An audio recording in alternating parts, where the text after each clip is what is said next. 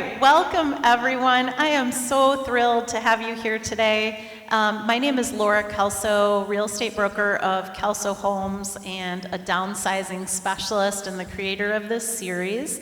I am so excited to see you all here and my wonderful speakers for today. Once again, we're going to give you some excellent information that I hope is going to provide you lots and lots of food for thought for future questions that you might have. So today we're going to be talking on the concept of continuing care retirement communities, also called life care communities or sometimes life plan communities. There are a fair amount of names that you might hear that refer to this type of senior living option. And the biggest concept of it is the idea that you are paying an upfront fee that has, often partially refundable at different levels for the idea of guaranteed care for the rest of your life. Now that is a really, really simplified option, and that's why I wanted to present it today, because it really is complex. And I think, like so many other things that we talk about here in this series, it's really important to know the facts and to be able to understand the questions that you should ask so that you can not just, either if you're thinking about it as an option for yourself, or if you've already written it off as not being an option that would be available to you, I want to get you the facts so that you can really, really decide if it truly is an option. I think there's a lot of people who think that it isn't, who might be surprised that it absolutely could be a good fit for you. Now, of course, this talk is going to be about an hour and a half. We're going to end right at 11:30. We are only going to touch the tip of the iceberg on this subject. So I'm going to encourage you to, of course, fill out your feedback forms. You can then request to talk or meet with any of our speakers here today. Of course, our professionals that are around the room that are at your disposal for more information. Talk with your attorney, talk with your financial advisor. These are important decisions that you want to have the best information possible to be able to make. So a couple things before we get started. I want to address the fact that we are moving this series after, so next month will be the very last time, for the foreseeable future anyway, here at Meyer Gardens, which makes me a little bit sad. And I know that I got feedback that it makes some of you sad as well. But I really want to take you back to when this series started. So back in 2019, prior to COVID, Meyer Gardens has been the most amazing place to start and grow this series. And we started out, and I would get between 15 and about 25 of you that would wander into the Howenstein room. We weren't even able to give you water because, of course, even here at Meyer Gardens, water costs money. And it was very, very basic. Fast forward a ways, we doubled the size of the room. We got some sponsors. We were able to come into this room. We've grown it. We're able to provide coffee, sometimes tea when they remember. And just, the ability to give you access to a variety of our amazing educational partners who are here to answer your questions and provide you support. It's really, really been wonderful. But I was informed early this year, and we do have to book these, when I pick these dates, I have to book these out 12 to 18 months in advance. So it's, it does take a lot of planning, and we were informed that they would be renovating this room for next year. And our only other option was either to go back down to a smaller room or to switch to a much more expensive room, which simply was not an option, unfortunately. because the most important thing to me is my commitment to be able to continue bringing this series month after month, totally free, and make sure that it's accessible to everyone.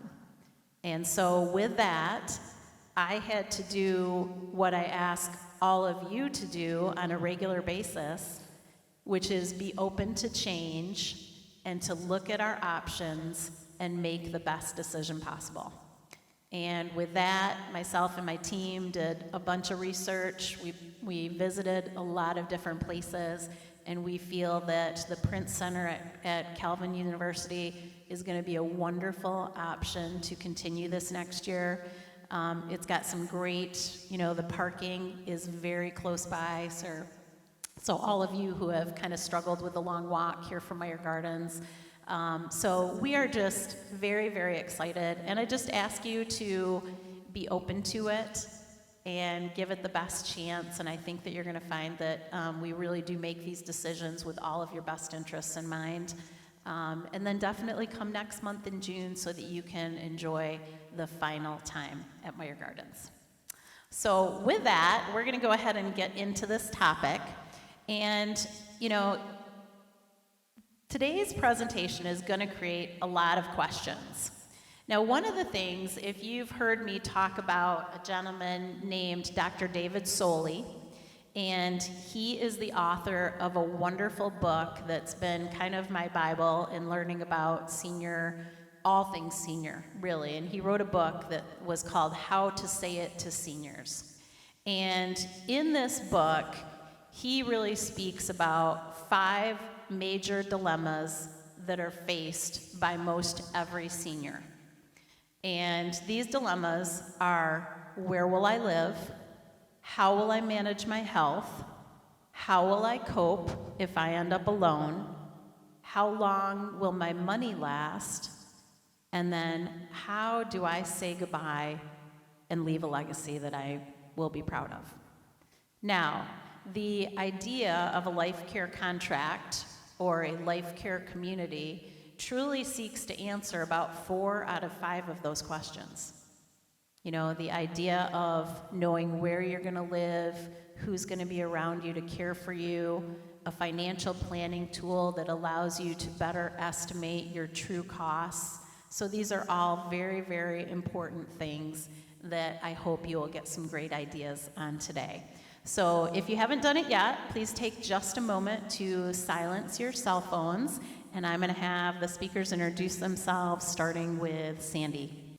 Hi, my name is Sandy Wake, and I'm with CarePatrol of Western Michigan and recently of the Capital Region. We are a senior placement service. My name is Amy Vanderploeg.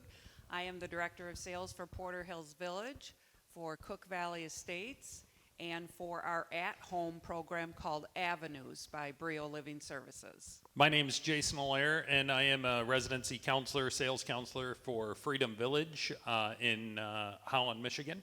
Perfect. Welcome, all of you. So we're going to start the questions with Sandy. And Sandy, so we've talked a lot in this series about how important and helpful it is to work with a knowledgeable and a local senior living advisor when you are thinking about the concept of exploring senior living, and to never do something online such as signing up for a place for mom. Those places are nothing more than information clearinghouses, and it's so important to have somebody with local knowledge. So can you start by just giving us a bit of background on CarePatrol and a general overview of the services that you provide? So CarePatrol has been around for 30 years. We're a nationwide company, and we have been in the Grand Rapids area for over 10 years now. So we help families find assisted living, independent living, memory care, and in-home care. And it's a very hands-on service. We have some other companies in the area that work a lot like us that are very much hands-on. One of them, Assisted Living Locators. Hi, Tom. Tom's around here somewhere.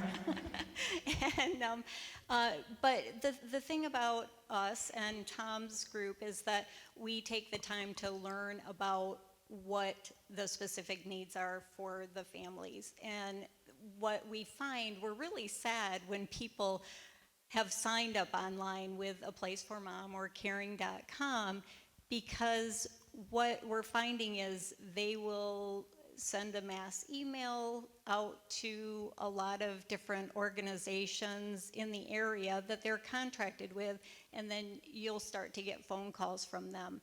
And what we want to do is we want to minimize stress. So like, we'll handle all that for you. So just kind of be careful when you're going online. A Place for Mom tends to come up. If you search for Porter Hills, you might get A Place for Mom coming up. Or if you search for Freedom Village, you might get A Place for Mom coming up top on the list. And then you get on their list. So, and it can be tricky to get off. So. That's entirely true. So I would just always say, use the resources of a local professional, and you reach out and make that call and allow them to make those introductions, because it can be just a world of difference in the level of knowledge and personal service that you're going to get. So we know that there's a huge range of senior living options here in West Michigan. And walk us through how you would work with a new client to begin to help them narrow down all the things that would fit them from the sea of options that there are. So what we do when we get a new client, referral, senior, we take the time to learn about this person. We want to know what their physical needs are, what their health issues are, what their likes and dislikes are, what area of the town, or do they want to be out in the country, where they would like to be. And we also look at the financial piece of it. As Laura mentioned, the finances is always going to be a big topic. So we look at all this, and then based on that, we can make recommendations. And it may be in-home care, it may be assisted living, maybe it's independent living with a little bit of care on top of that. It might be skilled nursing. You just never know until you start asking those questions. So we really want to learn about what the needs are and what your situation is. Once we decide what's going on, we'll make introductions. Maybe it's for an in-home care company, but maybe we'll go out on tours. And we'll make those appointments for us, and we'll accompany you on those tours. So we make sure that you get your questions asked and answered, and we may point out amenities that are important to you, because maybe somebody likes to garden, and we're going to point out the raised gardens so you're able to still have that in your life. One other thing we do is we point you in the right direction for people like Laura. If you need to sell your home and break down your home, if you need financial planning, if you need a lawyer, if you need a mover, we're going to help you with those resources, as well as with the VA aid and attendance pension or Medicaid waiver assistance. I feel like so much of this process is this idea of we don't know what we don't know. And as much as I've been doing this now for about 8 years, going to tons of presentations myself and learning opportunities, I am consistently learning more every single day about things that I didn't know, resources that I didn't know were out there, people who are able to provide things that are up and coming that we haven't seen in the past. So this idea of having somebody who's super knowledgeable that can simply help you ask the right questions that you may not have thought of on your own is really, really huge. So, Sandy, today's talk is specifically to help our audience better understand the complex option of a continuing care community. And can you tell us how you would describe this option to a client in comparison with other options that are out there? Okay, so continuing care retirement community, can we just call them CCRCs, and we can save a lot of time? You good with that? Yeah. Okay.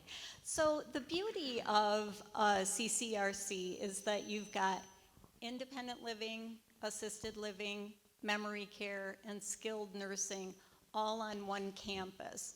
And what we'll tell our folks is that basically you know what your next step is going to be. Perhaps you're going to move in as an independent person, but once you start needing care, you've got the options to go through that continuum, and I think that's really important for people to know. One of the things that Laura mentioned too is about an entrance fee. A lot of the CCRCs have a large entrance fee. I told the people at Samaritas that I'd put in a plug for them. They don't have a large entrance fee, but they still have the continuum. But that's the beauty of Grand Rapids or this area. I really do think that we've got all kinds of options for all kinds of people at all different price points. So financially, maybe one place doesn't work, but maybe another place will. So those are kind of the things that we mentioned to our seniors. The other thing is that whole idea of you know where you're going, and generally, if you're accepted into a CCRC, if you run out of money, now you can't be gambling your money away or giving it away, but they'll keep you if you run out of your finances or run out of the assets. Yeah, I feel like one of the most important aspects is simply the level of comfort knowing that you're not going to be asked to leave. You know, that is a huge thing, that it simply provides this guarantee that they will help you navigate the next step and that you will never be turned away, which is, you know, critical to peace, basically.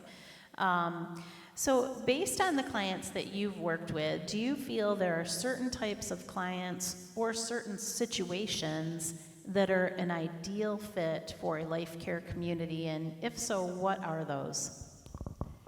So my college roommate's mother was my perfect client for a CCRC. Her husband had passed. She was still independent, living in her big condo. She wasn't comfortable driving downtown to her women's club anymore, but she was very social. She loved to cook and bake, and she wanted to make a decision, not her kids. She didn't trust her kids, I don't think. I know.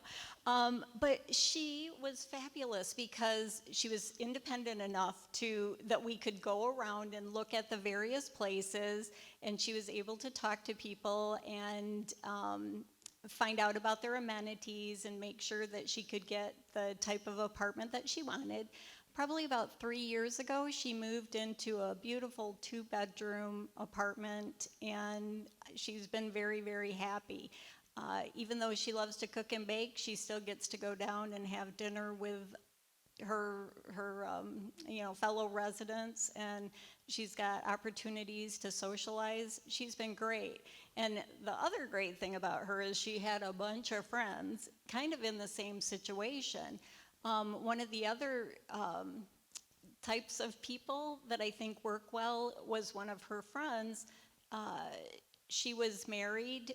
Her husband was needing quite a bit of care. The wife was very independent. So they were able to move into a CCRC, she in independent living, and he was in assisted living. And instead of having to run across town to go visit him, she could walk down the hall and visit. So I think those are two really good options, or two different types of people that work really well in a CCRC. Yeah, I think that's an excellent example, that idea of so often we have couples that are simply in a different spot health-wise and needing different levels of care. And one of the most stressful things that I see, and I'm sure anyone who in this room that works with seniors on a regular basis, is that idea of how stressful it is to the one who is giving care to the other, and it really does compromise, their ability to enjoy life as well. So I think this can be a great answer to that. Now, there are multiple communities that offer the full spectrum of care on one campus without requiring a buy-in, such as Samaritas would be a great example. So long as people still have funds.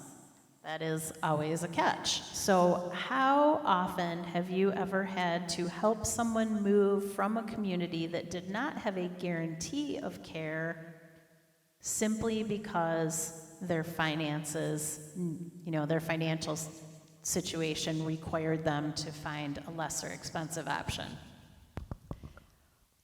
If you work with CarePatrol or assisted living locators or one of the local placement agencies, generally that doesn't happen because we look at the financial part of it. So I just wanted to put that plug in. But yeah, there are situations where we have had to move people. It's interesting because when people move into assisted living, they tend to do a little bit better because they're getting their meds, they're getting their meals, they're social, and so sometimes they live longer and they do outlive their funds. So it's entirely possible that someone may have to move from their current community someplace else. There are some other supports like Medicaid waiver that can help a person stay in a community if someone runs out of assets. There are other stipulations that we won't go into, but so that's a possibility. There are a couple other places that would not be considered CCRCs that have benevolence funds like the CCRCs do that can help people stay. Sometimes management, if you're a longtime resident, they may just work with the family to make sure that you can stay, but it's never a guarantee. So it's always a possibility, but we try to, hopefully we can plan so it's not something that has to happen. I think the biggest part of that is that idea too of never making this decision without pulling in people that you trust, whether it's other family members, the professionals in terms of a financial advisor, to just really help you do that math so that you're never put in a situation where you have to make a decision that you never wanted to make. So I think that is very, very important. And once again, the local experts and certainly everyone that I've worked with are very, very detail oriented and are going to cover that piece in detail prior to you making a decision. So what thoughts and recommendations do you have for families that are considering a CCRC, and really anything else that you'd like to share that we didn't cover? It's kind of fun because there are always myths concerning CCRCs. They're going to take my house. They don't want your house. No, we don't. No, they don't want your house. They won't take it. The other thing is, I'm going to pay $200,000, $300,000, $400,000, and if I die or hate it or move out, whatever, I'm going to lose all that money. And that also is a myth. They can only take 1.5% per month, and there are options for having money. There's lots of options. So that would be the other thing I would say. Figure out what your different options are, because everybody has something a little bit different, and you're going to want to talk to your financial advisor. You're going to want to visit the community multiple times. You're going to want to have a meal. You're going to want to make sure you understand the amenities. You're going to want to speak to people in the CCRC. You are making a big decision, and so you are going to want to make sure that you're making the right decision. But the good news is it isn't like, okay, if I make this decision, I'm stuck with this for the rest of my life. It doesn't have to be that way. So just in general, make sure that you do your homework and make sure that you're going to a place that fits your lifestyle. Thank you. Yeah, and I mean, think about it. We all need a place to live. And yes, the buy-in may sound expensive.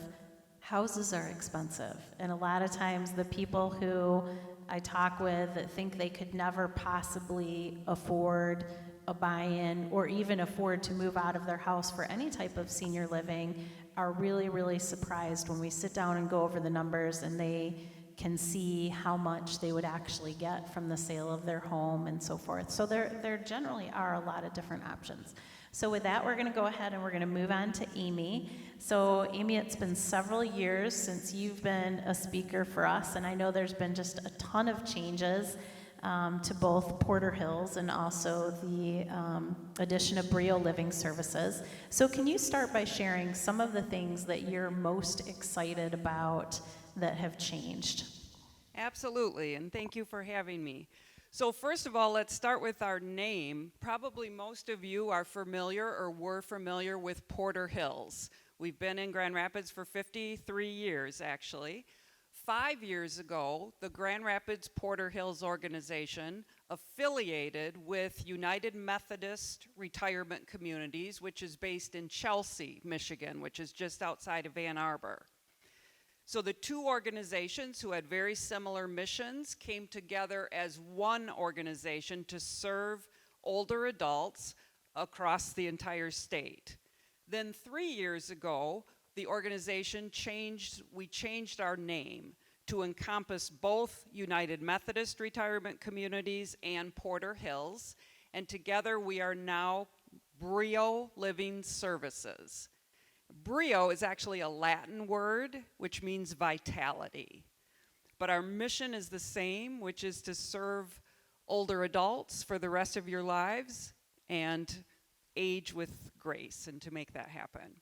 So things that I'm really excited about, besides the affiliation, which has just made us a much stronger organization and is allowing us to serve many more older adults, because of that affiliation, we are now able to do a lot of things on our campuses that for several years we were not able to do. So we have just finished a $9 million renovation project on the Porter Hills Village campus.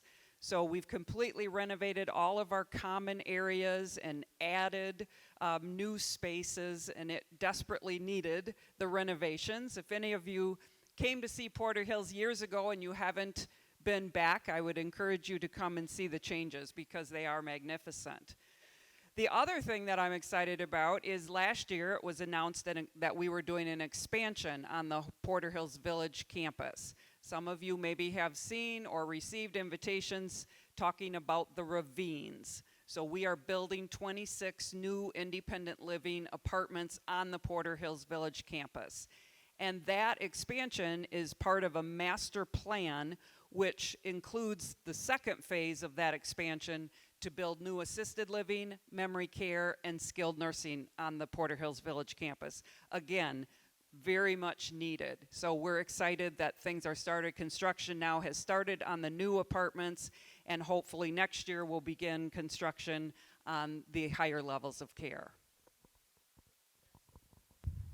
That's great. So if you can tell us, Amy, what do you think are some of the biggest advantages of moving into a life care community, and a short explanation about that basic financial model and kind of how it works? So as far as the main benefit to moving to a life plan community, which is really the newest term for a continuing care community, the way I can best describe that is through my own personal experience as an adult daughter. My parents, actually when they were in their early 70s, made the decision to move to a CCRC. In fact, they moved to Freedom Village. My parents lived in Holland, Zeeland, Holland area, and they decided to move to Freedom Village. And at the time, of course, I was working in this industry, so I was thrilled that they were doing that. But I had no idea what the future was going to hold for them. And as it turned out, not that long after they moved into Freedom Village, we started to notice changes in my mother with her memory. and it became evident that she had dementia. The other change that happened was that my father was diagnosed with cancer. So at that point, they were still able to stay in their independent living apartment, but for both of my parents, those things progressed, as they do. As an adult daughter, as I watched that happen, of course I was very concerned about my parents, but what I wasn't worried about was where are either one of them going to have to go as these things progress? Because I knew they could stay right at Freedom Village. So time went on, my father passed away from his cancer, and the day he passed away, I realized my mother could not stay in that independent living apartment alone. That was not going to work. My dad was holding things together more than I even realized, as does happen many times in the situation. Again, I didn't have to panic about where is mom going to go. I'm grieving the loss of my dad, my brothers and I were. Our mother was much farther along on the dementia journey than we realized as a family, but all I had to do was go talk to the folks at Freedom Village who already knew what was happening with my mom, probably more than I did, and she was able to move into assisted living. That was good for a couple of years, and then the team came to us as a family and said, your mother really needs to move into memory care. Again, I didn't have to run all over town trying to figure out where is she going to go. She moved into Freedom Village's memory care and was there for about a year before she passed away.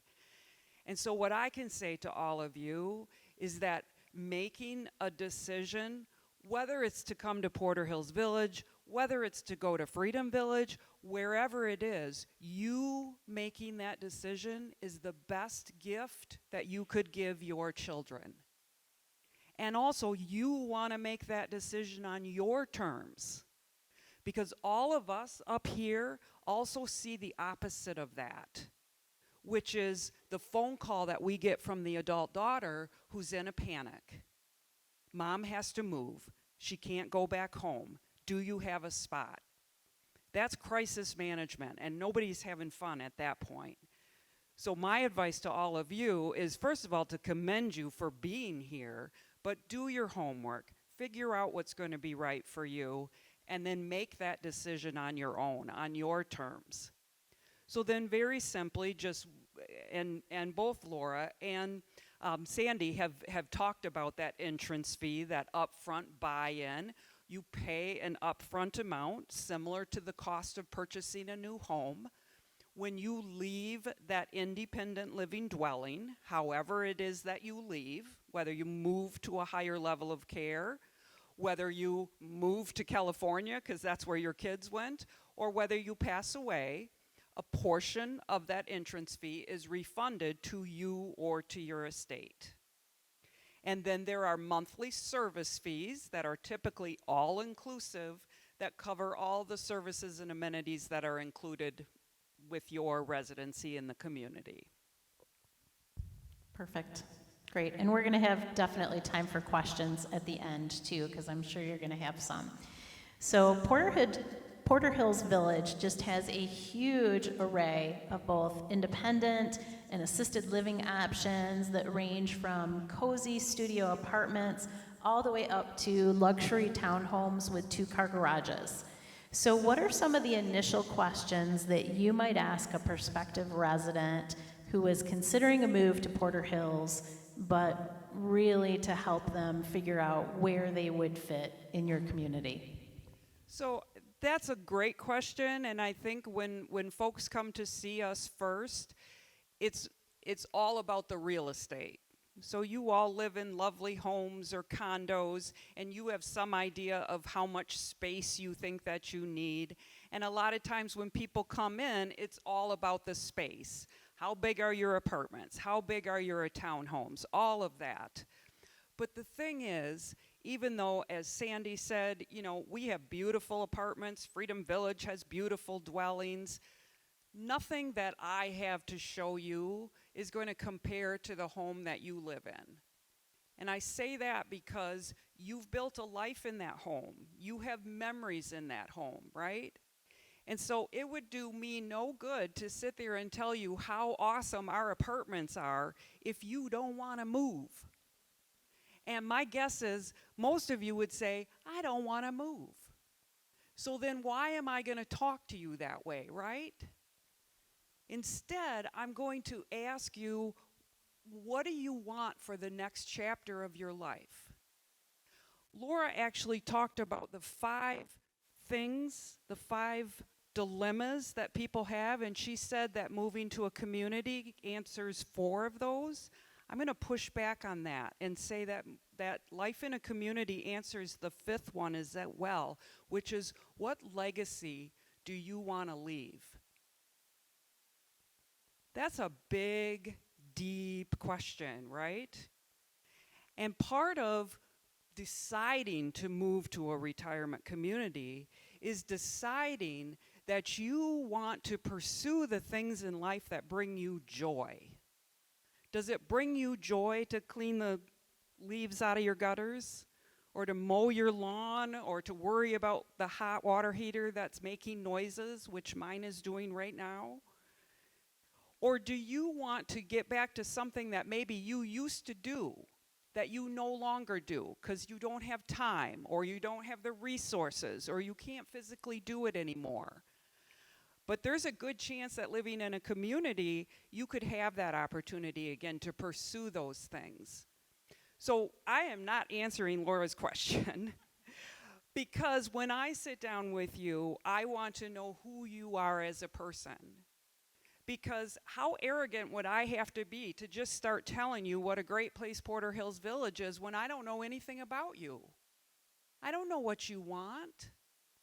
I don't know what making a move like this would mean to you. Those are the things that I have to figure out. And then as a navigator, which is my role, it's to help you through that path. And Porter Hills Village or Cook Valley might not be the right place for you. Maybe Freedom Village is the place, or Samaritas. My role is to help you figure that out, to provide you with a lot of resources, show you what we have. Certainly, I have to do my job, but at the end of the day, if you choose us, I would be thrilled. But if you choose someone like Freedom Village, I would also be thrilled. So yes, we have great accommodations, a wide range of prices, and we can find something, hopefully, that would be of interest to you, but it's not all about that. It's about what you are looking for in this next chapter of your life. Very, very well said. So often when I sit down with any of you or other clients in their homes, and we talk about this idea of senior living, we talk about this aspect of, with all of the great senior living communities, you know, yes, they are in competition with one another, and yet nothing rises to the level of competition as your own home. So that's really the biggest competition, bigger than any amenity or any beautiful apartment that any community can provide. It's that idea of what type of life do you want to live. So now one thing is, I understand that various buy-ins are applicable to residents moving into independent living, and that if one of your residents begins to need assistance, how does that work as they are transitioning to a different level? And is it possible to move to Porter Hills and skip independent living if you've got somebody that needs to move right into assisted living? And is there a buy-in in that case? Yeah, great question. So I'll answer the last part first. We definitely have residents that come to us going directly into the higher levels of care. And there is no buy-in, there's no community fee. You are just paying for whatever level of care that you need. And this is where we have a great relationship with CarePatrol, Sandy and her team. We get a number of referrals from them for those higher levels of care. And I'm sure Sandy can attest to the fact that a lot of those are some kind of crisis situation, right? When people are coming to talk with us about independent living, it's folks like you in this room. You don't need any care right now. You're thinking ahead, right? You're planners. So you're making this decision before you need that higher level of care. But definitely, if someone is in need of assisted living or memory care or even skilled nursing, they can come directly to us as long as we have availability. Again, in a continuing care community, our first commitment is to our own residents. And ideally, our higher levels of care would be filled with our own residents. That's why people choose to come. Now, we do sometimes have vacancies in those areas, and then we can take what's called a direct admit. But that is also something for you to consider. I talk to people all day long, and many people, when they're talking to me about independent living, say, but I don't need to move right now. None of you need to move right now. The thing that's hard to wrap your head around is if you wait until you need to move because now you're needing more assistance or you're no longer driving, chances are that independent living is not going to be the right option for you. And something to realize is that our communities, again, our higher levels of care could and should be filled with our own residents, meaning you might not find a place where you can go for assisted living when you need it. And with those types of moves, again, as I said, with the referrals that Sandy sends us, people are typically in crisis mode. And especially if you end up in the hospital because you broke a hip or something, the discharge planner is literally going to hand you or your family a list of places and say, here you go, start calling. And usually it's your adult child is calling us, just going down the list, saying, my mom's being discharged in 2 days, and we don't know where she's going because she ain't coming to my house. And we do the best that we can to help in that situation, but sometimes we can't. Sometimes we have to say, I'm sorry, we do not have an opening, and we don't like saying that. But again, the whole point of a continuing care community is that you come in through independent living and you have those higher levels of care as you need them. I don't know, did I answer everything? Yes, I think so. I think that is one of the most important points that I hope that everyone can bring away from this talk is that idea of the whole goal of independent living is to keep you healthy and to keep you out of the necessity of ever needing full nursing care. I think that so many people that I speak to, they have that fear. They've seen a parent or a grandparent that went to full nursing care and that the cost was in excess of $10,000 a month, and they saw that parent or grandparent not even getting a level of care that they felt they were happy with, and most certainly that they felt was worth the $10,000 a month that they were paying. Well, the biggest way to avoid that is to be able to stay healthy, and as Amy had mentioned earlier, so often people start doing better once they are in a community simply because they don't have the same level of things that can trip them up. They're not walking outside to get the mail when it's icy.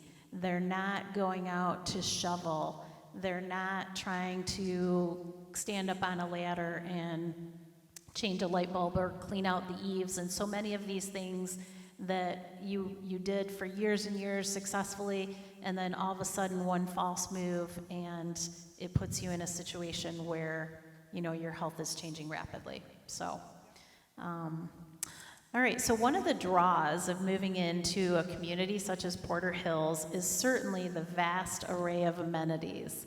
So I've heard it compared to this idea of living every day like you once only did when you were on nice vacations. So tell us some of the things that your residents enjoy on a daily basis. Well, I think Sandy already mentioned some of the amenities that communities have, and all communities have virtually the same types of amenities where you have, access to restaurant quality meals. You have access to a fitness center and typically a swimming pool and a bocce court and art classes and educational programs. Again, all of those things, any one of us can go down that list and tell you all the great things, but it's not going to mean anything to you unless it's something that resonates with you. And more importantly, it's about what do those amenities, as they are called, what do they do for you throughout your life in community? And if I could just share, I know you talked about a book in the beginning. A wonderful book by Dr. Roger Landry is called Live Long, Die Short. Let me say that again. Live long, die short. What does that mean? I have that book sitting have on that my, book that's too. on the next, one of my next lists. That book was an outgrowth, if you will, of a study that was done by the MacArthur Foundation at part of the University of Michigan. And what they were studying were the longevity of older adults. And why do some older adults live a long, relatively healthy life and then die short? Whereas other older adults just have this slow digression until the end. What are the things that those seniors who age successfully, what are they doing? And the study found that there were 4 important things. The first is purpose and meaning in life. Why? A reason to get up in the morning, right? Because you have commitments. You said you were going to meet Ed for coffee at 9 o'clock and you're going to be there.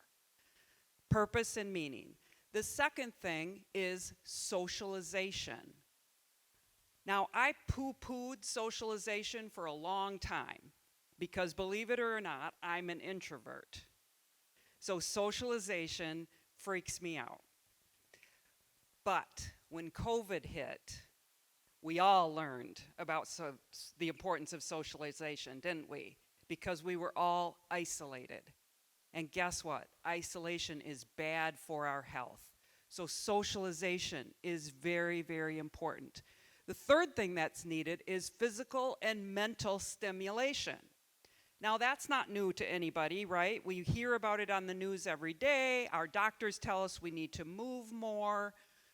But those things get harder and harder to do and to seek out as you age in place in your home. And the fourth thing is living in an environment that supports those other 3 things: a purpose, socialization, and mental and physical stimulation. Living in an environment. Well, what sort of environment do you think that is? Well, one sort of environment is moving to a retirement community, because those things are baked into life in community, right? As we get older, our social circle gets smaller, doesn't it? But what happens when you move into a retirement community, do you think? Boom, it goes like this. Because suddenly you're part of a community. There's socialization that's happening around you every day. Even if you don't want it, somebody's going to say, "How you doing today?" There's opportunities to keep your brain engaged, to keep your body moving. There's opportunities to continue to learn. So yes, we have all those great amenities, and those things, it turns out, are really important as we age. And just the idea that most certainly some of those things can still be gotten when you live independently in your own home, they can just take a lot more effort. And as I talk to seniors on a regular basis, and even my family members, I hear about the effort that it sometimes takes to get yourself out of the house, and especially when it's colder, when it's icy, when it's dark, when I spoke with a senior yesterday who really wanted to be here today, but the friend that was going to drive them ended up having something come up and they don't feel comfortable driving. So all those little changes that all of a sudden, it's not that you can't do those things, it just takes a lot more effort. And by being in a community, it really takes away so many of the reasons that keep you from doing those things. Now, Brio Living really emphasizes its status as both a faith-based community and also a nonprofit. So tell us how that influences the day-to-day operations, and why should potential residents care about that? Yeah, this I think is really an important and a key distinction.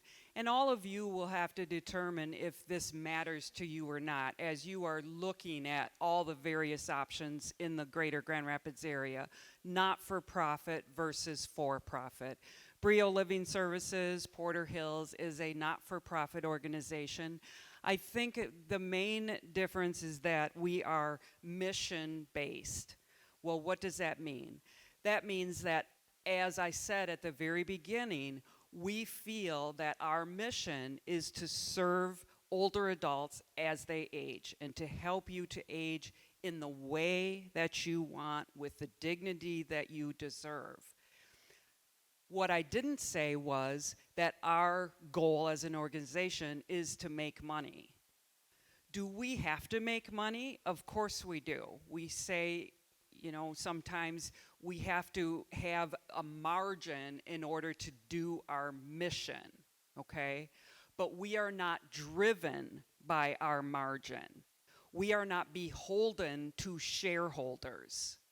I don't have to answer to someone saying, how come you don't have this number of residents filling your apartments because we're going to lose money this month? That's not the kind of conversations that we have. Our conversations in our meetings are talking about, are we meeting our mission? And so also, as a not-for-profit, any monies that are made in our communities are plowed right back into our communities. So I just said at the beginning that we just spent $9 million on renovations at Porter Hills Village. That's what a not-for-profit organization is doing, is putting money right back into the community to benefit the residents. I have worked in both. This has been my whole career now, about 35 years. I've worked for for-profit organizations and not-for-profit organizations. And for me personally, working for a not-for-profit is a much better fit for me, because I'm very passionate about what I do, and hopefully you all can see that. And that's a passion that you see in a not-for-profit organization. Now, both Sandy and Laura talked about the benevolent fund, and that's something that you typically find in a not-for-profit organization, where we say we're going to care for you for the rest of your life regardless of your ability to pay. If you outlive your assets through no fault of your own, we're not going to kick you out. If you go to a for-profit down the street, they're going to say, come on in. But if you can't pay, you can't stay.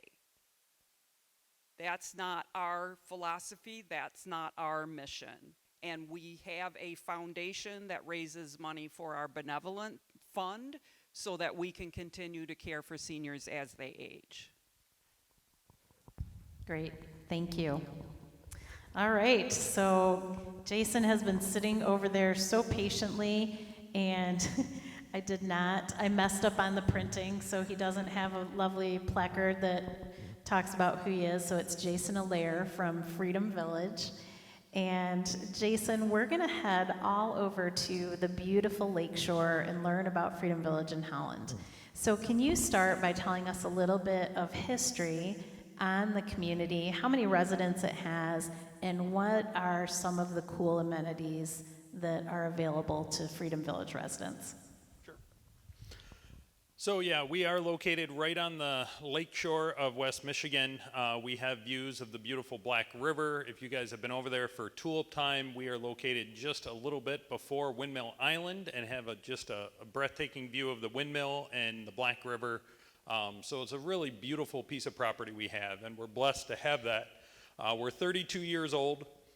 We were started by Gordon Van Wilder, the former Hope College president, started Freedom Village with 3 other alumni and staff members, and 3 of them still remain at Freedom Village to this day.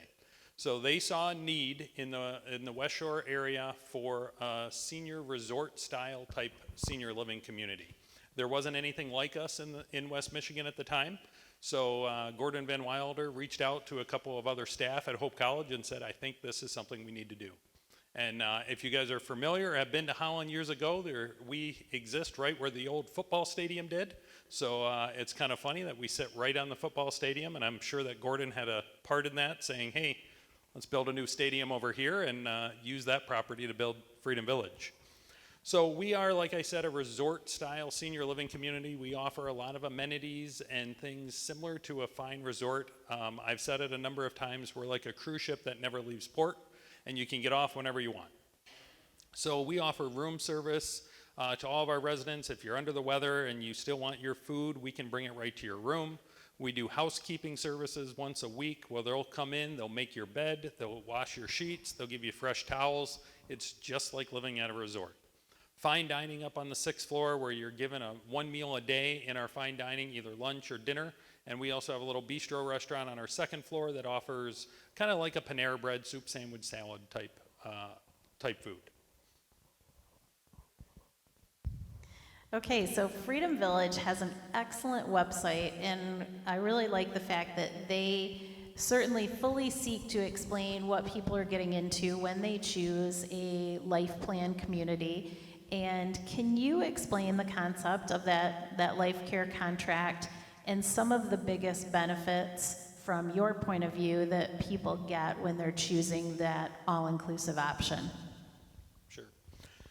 So with a life care plan and contract, you are getting care for life. No matter what happens to you as you reside at Freedom Village, we will care for you for life. Even if you run out of money at no fault of your own, that's always that little caveat, that no fault of your own. You can't go gamble or give away your assets. But at no fault of your own, if you run out of money, we still care for you for life. With the life care contract, you're also provided the next levels of care. You're guaranteed access into those next levels of care. And that always brings up challenges as well, because seniors will say, well, then who determines when I move into that next level of care? They fear that they're giving up that choice. And in reality, at Freedom Village, that's not how it works. I'm sure at Porter Hills, that's not how it works. We do a lot of communication with the families, normally 6 to 7 to 8 months prior to somebody making that move into the next level of care. We have those conversations so that we can start the process of somebody transitioning into the next level of care. Our goal at Freedom Village is for you to live independently as long as possible. So we have services that we can bring right into the independent living apartment. We have some residents that never ever make that move into assisted living because they can get the services and assistance they need in their independent living apartment for a number of years. And then when the time comes, they're normally not even going into assisted living because they were able to live independently through that process. So that's one aspect of the life care contract. Another aspect beyond just the care for life promise is that no matter what, you're given that next level of care and access into that next level of care. So it's a lot of peace of mind. Amy said it great. It is the greatest gift you can give your children. We have seen numbers of children tell us that over the years. This is the greatest gift my parents could ever give me. A story right now, I'm working with a client who her husband has dementia, and she is really struggling to make that move into Freedom Village. He's still to the point where he can live independently. And she said, I don't know what to do. Here's my son's number in Colorado. Please call him. And he and I have had long, long conversations about the process. And he has said over and over, this is what I want for my parents. I don't care about the money. I want this for them because I know that they're going to be cared for life. And also that mom isn't going to be brought down by dad's health challenges because mom can get out. Mom can do different things. As dad is more kind of quiet, introverted, sits in his house just looking out the window. Mom is not tied to that, and mom's life can get better while dad's getting the care and services that he needs. And I will absolutely speak to that point as a daughter of my mother and her husband just in the last year transitioned from living in a home that they had been in for a while into senior independent living. And this past winter, during several of the snowstorms, I just felt better. I knew that they were never going to be stuck without power, that they were never going to be stranded without food, that I didn't have to find a way to get to them, to help them, when I still have to be concerned about my own family. And so that level of comfort that comes to adult children, just simply knowing that parents are safe and have all of the main things that they would need during some of those times is worth so much. So now I know that you work every day very directly with people who are looking at Freedom Village, but also considering alternative options for senior living. So what are some of the most common concerns that you hear from people that are considering a life care community versus the other more pay-as-you-go options? And how would you respond to those concerns?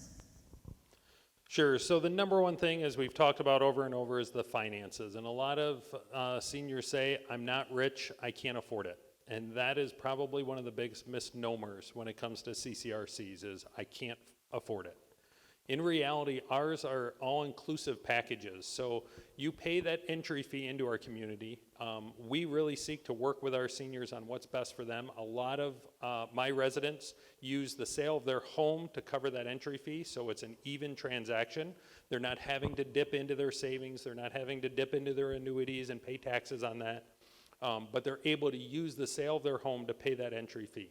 And then we offer that monthly obligation that is all-inclusive. It covers all your utilities, all your taxes, the 1 meal a day, your housekeeping, valet parking, all the amenities that we offer. It's all offered by that one monthly fee. So on a regular basis, you can really budget and say, I know my living expense is going to cost X, and it's never going to go up. It's never going to, forgive me, it can change and go up on an annual basis, but it's never going to increase on that year while you're paying that monthly obligation. You can really budget well for that. Another big misnomer that we see is, as I talked about, the continuing of care, that I'm not going to have say when I have to move into the next level of care, and that's really not the case. It's something that we discuss a lot with you and make sure that it's something that the family and you are on board with, and again, that long process of getting you moved into that next level of care. Also, the Care for Life. The pay-as-you-go option is good for some people, but as their funds dwindle, then they run into the aspect of, I don't have any assets anymore, and now where do I live? And a lot of them are moving back in with the kids or trying to find other communities. Prior to working for Freedom Village, I worked for long-term care and skilled nursing for a company out of Ohio doing marketing and sales for them. A lot of their centers or facilities were a 2 or 3 star facility, and what we saw were those that were in that desperation mode. Hospital said, we're releasing them tomorrow, we need a bed, and they would come over to our facilities. Our facilities were Medicaid based, so a lot of the funds that we were taking in was through Medicaid, which means we're trying to operate. An operation may cost this much, and we're trying to operate it on this much, is why most of them were the 2 and 3 star. Freedom Village is a 5-star rated healthcare center. So as you transition into the next levels of care, you're getting a 5-star rated healthcare. We have been that way for the last 5 or 6 years now. We've gotten a 5-star rating, which is the highest rating by Medicaid and Medicare. Which that's a really important point as well for people who are thinking of that idea of relying on Medicaid to, find a place for you when you reach that level of needing care. They might find a place for you, but it's not going to necessarily be a place that you would ever choose to go. And it might not even be close by. Often they might say, well, we have a bed, a place that will take your, the Medicare funds that you can go, but it is in Lansing or something to that effect. So it really is important to do the prior planning as much as you can. Now, Freedom Village has a completely different setup than Porter Hills, so it's a high-rise building with a main area surrounded by these multiple wings.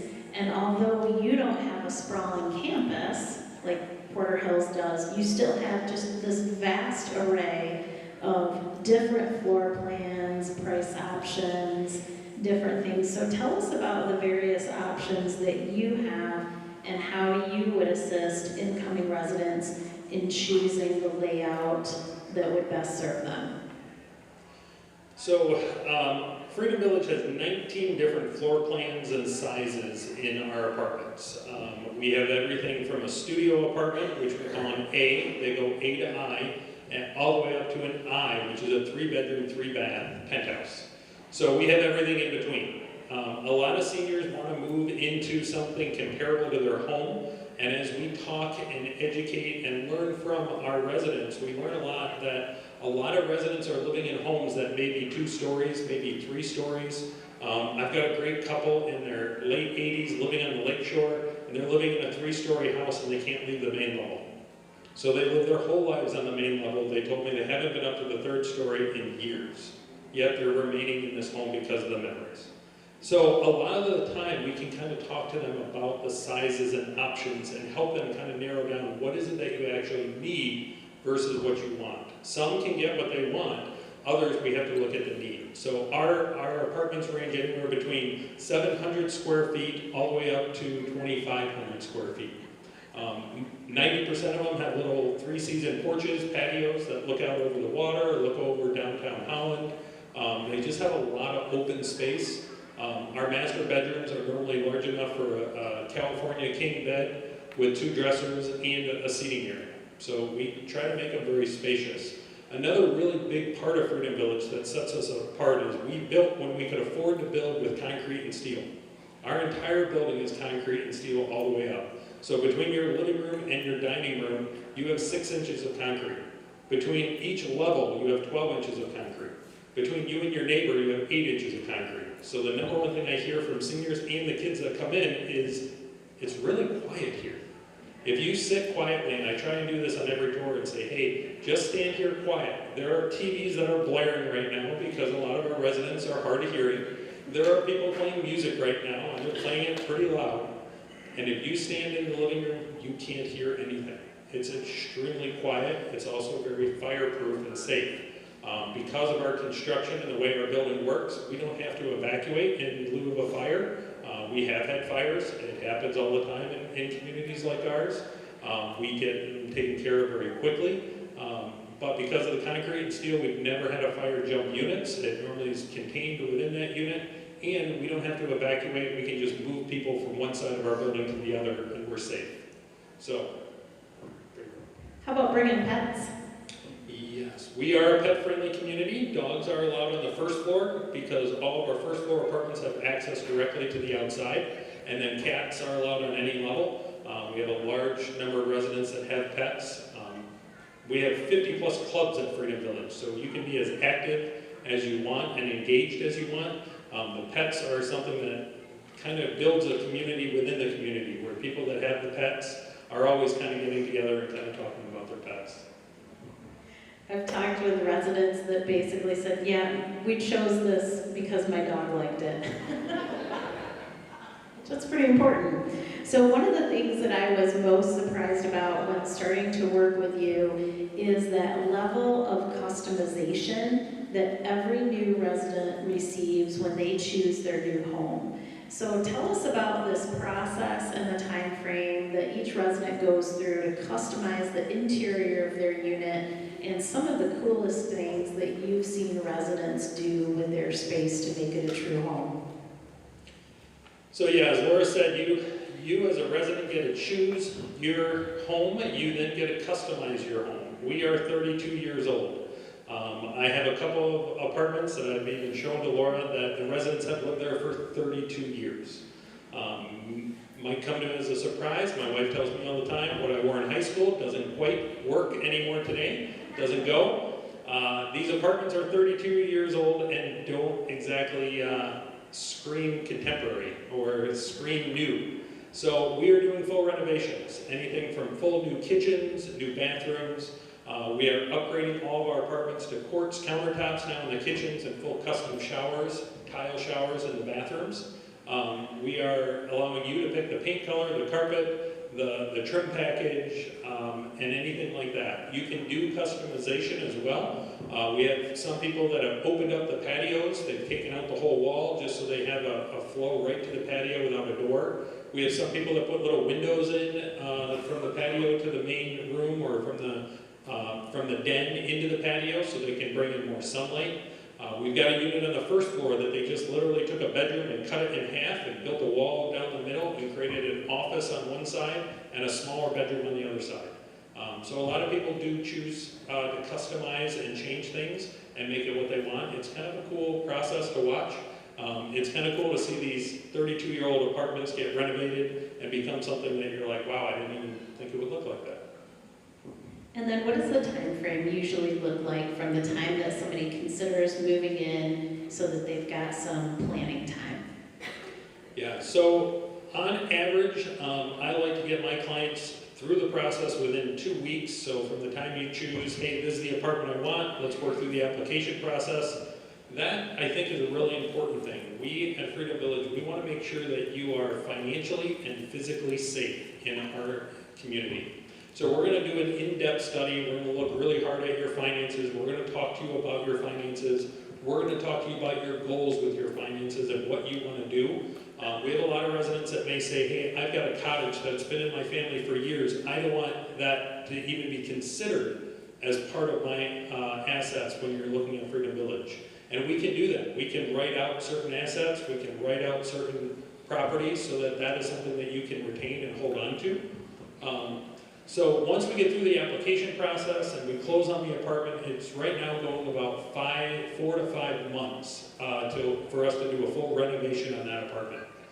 Because some of them were tearing out the kitchens and everything, and with supply and demand challenges that a lot of people are still dealing with since COVID, it's taken a good 4 to 5 months for us to complete a full renovation. So if you are considering a move to any one of the communities in the Grand Rapids area, I would say you should become friends, really good friends, with your residency counselor or director of sales about a year prior to making that move. Because a lot of people say, okay, we're ready to make that move, we want to move to Freedom Village, and we walk through the community and they go, yep, what I want is that apartment that somebody else is living in. So it's not ready. So it may take us a year or two to find the exact home that somebody wants. But even if we do find the right home, we're still at least 6 months through the process. So if you're thinking or considering that move, a year to a year and a half prior is a good time to just start the process and start looking. Yeah, that's a great point. And also that idea of, because all of these communities have such varied options.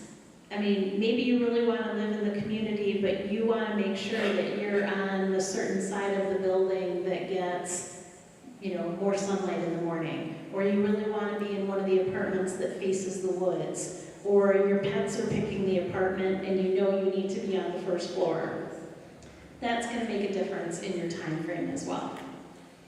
So, of course, while most people choose a community and they do plan to live there all of their remaining years, sometimes life circumstances change and you might want to move out of state to be closer to kids or something of that nature. So what happens when someone signs a life contract and they do the buy-in and then they move in and decide that for one reason or another they want to move? What happens? So at Freedom Village, we offer 2 contract plans. We call it our value plan and our independence plan. Both contracts, as we've kind of talked about, depreciate at 1.5% per month that you reside at Freedom Village. So let's say you come in and you have an entry fee of $250,000. That's going to depreciate at 1.5% per month that you reside at Freedom Village. So if something happens within that first year, we're just going to depreciate that entry fee by 1.5%, and you're going to get that money back to you if you choose to go elsewhere, or as I say, you either terminate contract voluntarily, you choose to go elsewhere, or involuntarily, and God calls you home. So those are the 2 ways to kind of terminate contract at Freedom Village. We also offer the independence plan. The independence plan, you're going to pay 20% more upfront on that entry fee, but you're going to be guaranteed 50% back on your investment upon termination of the contract. So if you choose to go somewhere else, or if God calls you home, 50% of your entry fee will go back to you or back to your estate. So those are kind of the two options that we offer. It's a good way for some to keep and retain assets. I always advise, talk to your financial advisor. The younger you are, the better option the value plan is for you. The older you are, the independence plan is a better option for you. Because when you look at the percentage and then you look at the number that you're having to pay into Freedom Village, if you're younger, you can invest that money and probably get a better return on your investment than providing it to us under the independence plan. But if you're a little bit older moving in, having that guaranteed return of 50% can be a really valuable part of it. We also offer what we call the buy-down plan. And that's another option where you can invest more money up front when you move into Freedom Village, and as a result, you can lower your monthly obligation. So this is really good for those that are kind of on a fixed income, and they feel like, I want to move into Freedom Village, I want those amenities, I want that security, but my monthly income doesn't really support these higher amounts. So you can invest more money, normally from your real estate transaction of selling your home, and then lower that monthly obligation by another $500. And a lot of people have been choosing to do that because they just like that freedom and having more money in their pocket at the end of the month. Okay, so are your heads spinning yet? That's a lot of information, right? So we're going to go ahead and we're going to open it up for questions, and we've got a good amount of time for that. So anyone who has questions, if you want to raise your hand. So the question was, do our communities still bring in outside music groups? And absolutely they do. Well, we all have activity or engagement budgets, so we can pay outside groups to come in. We don't always have to, but absolutely, music is a huge part of life in our communities. I know Freedom Village does it as well. And both in Holland and Grand Rapids, there's no shortage of groups or individuals who are willing and looking to perform. Absolutely. Yes, it does. It does. We have, I think we counted last about 4 grand pianos in our community throughout the long-term care and independent living. And we have such a great, we're a college town. If you've been to Holland, we have a beautiful Hope College, and we have such a great connection with Hope College. So we get a lot of concerts and bands and musicians that come right from Hope College and perform right at Freedom Village. So we do have a lot of that. First, I wanted to say about concrete. I'm a drummer, so I'm coming to move there. The second thing is regarding if you need additional care. Amy made a comment, it was very accurate, that if you're being discharged from the hospital, they will oftentimes give you a list and say, go out and find a solution. But that's like saying, go down the road and look for sale signs instead of engaging a realtor. So this is a plug for Sandy, is to say that if you are given such a list, instead of embarking on that and just going out and trying to visit all the communities on your own, reach out to a professional like Sandy, and then, And Tom. and then she can fine-tune that list to make the best selections or partner with you. Anyway, Okay, right over here. Real quick, while Tom is moving along, our residents at Freedom Village, they get a card when they go to the hospital and need to be released for rehab or care. They're guaranteed access into Freedom Village's 5-star healthcare center. So you don't get that list. If you're a Freedom Village resident, you're guaranteed access into our center to get that care you need. Amy and Jason, you both have monthly fees. Does the monthly fee change as the level of care changes? It does, yes. Yes, your independent living level is whatever your monthly fee is for that. And in our case, when you move to a higher level of care, your rate will be based on whatever that level is and how much care you need. Yeah, very similar to Porter Hills. Freedom Village does the same. As you need that next level of care, you're going to be paying more for depending on the level of care that you need. But with the entry fee into our community, that's kind of what you're covering is future medical expenses. So as a result, you're given a much reduced rate As Laura said, the going rate right now for long-term care and skilled nursing can go anywhere between $10,000 and $12,000 a month. As a resident of Freedom Village, and I'm guessing it's Porter Hills as well, you're going to receive a much reduced rate on that than anybody coming in from the outside community. Another thing I want to quick mention is the tax benefit. I mentioned it briefly, but last year our residents that moved into Freedom Village, they were able to write off that entry fee. They were able to write off 46% of that entry fee into their taxes that first year. Their monthly obligation as well can be written off into their taxes. Last year was, again, 46% of their monthly obligation can be written off as a tax deduction because the IRS views life care as future medical expenses. So it's a large number to kind of be thinking about, but you also are given a huge tax benefit moving into a CCRC because you get to deduct that a portion of your entry fee and your monthly obligation regularly. And last year's, the IRS said 46% could be written off into your taxes. And along with that, whether you are moving into a CCRC or any other senior living community that is not a life care plan, it will always be that there will essentially be multiple levels of monthly fees based on whether it's fully independent, whether you're in assisted living, whether you're in memory care or full nursing. So kind of those are probably the four big categories that make big jumps. And the goal is to start at the independent living and stay healthy enough to just augment the services in independent living so that you're not necessarily having to make the transition or you're putting that transition off to that higher monthly fee as long as possible. That makes sense.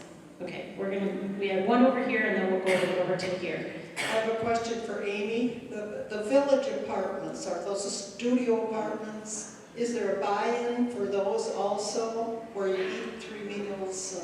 So I think what you're asking about is what we call our enhanced independent living. So Porter Hills Village has our independent living garden apartments, we call them. Those are 2-bedroom, 2-bath apartments, and they do have that entrance fee. In our village center, as it has historically been called, we have enhanced independent living, which is actually a rental option. And we have both studio and 1-bedroom size apartments in that area. And there's not a buyout for that? There is not. There's no community fee, no upfront fee whatsoever, just a monthly rent. Thank you for asking that, actually.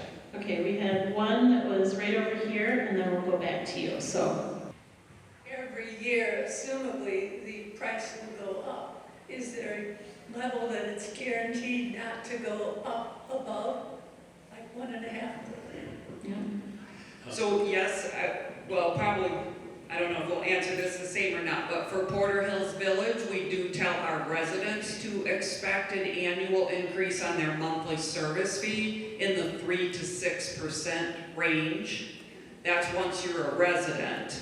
For all of you, our entrance fee prices typically go up every year, maybe 5% or something like that.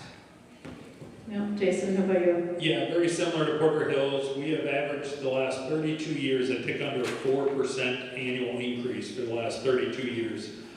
During COVID, we chose not to raise our rates for 2 years, which unfortunately, in retrospect, the management has said we wish we would have, because then we had that really large increase 2 years ago.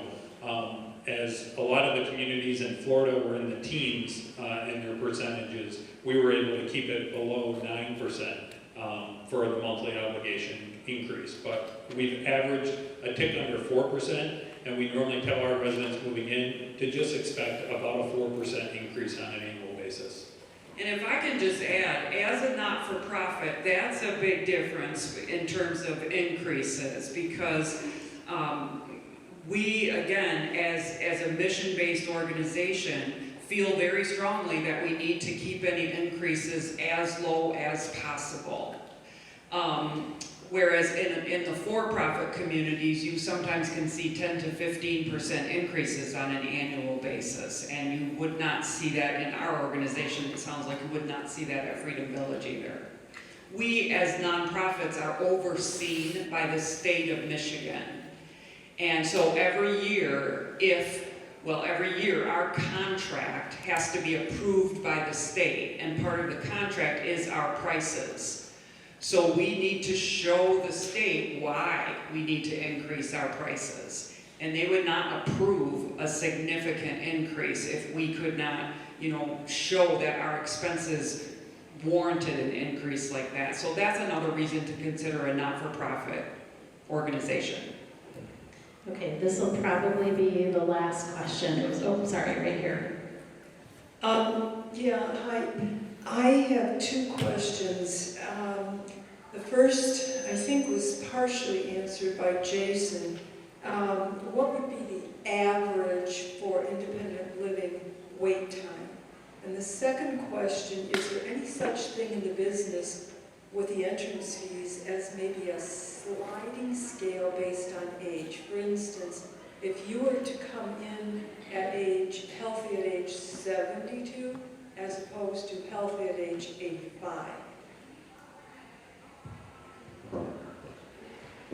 All right, so to answer the first question, for Freedom Village right now, we're running about 90% occupied. So we have a number of apartments available right now. So the move-in process is still just that 4 to 5 months from time of close, and that's for us to do the remodel. I am currently working with a client who is 98 years old, and he's going to be paying the exact same as somebody who moves in at 72. And it's just kind of how our corporation works. It's just a one set rate. It can get a little dangerous when you start basing it off different people's health, different people's age, because now you're really opening yourself up to litigation in the sense of fair housing agreements and making sure that we're sticking to the fair housing agreement, and we have to do that as well as senior living communities. Well, and Jason also mentioned there are 2 different contract types, and we have that as well. We have a 50% refundable option and a 90% refundable option.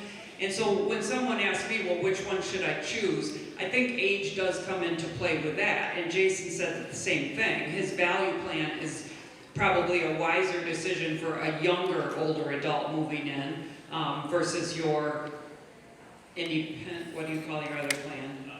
Independence plan, which I'm assuming the 98-year-old took.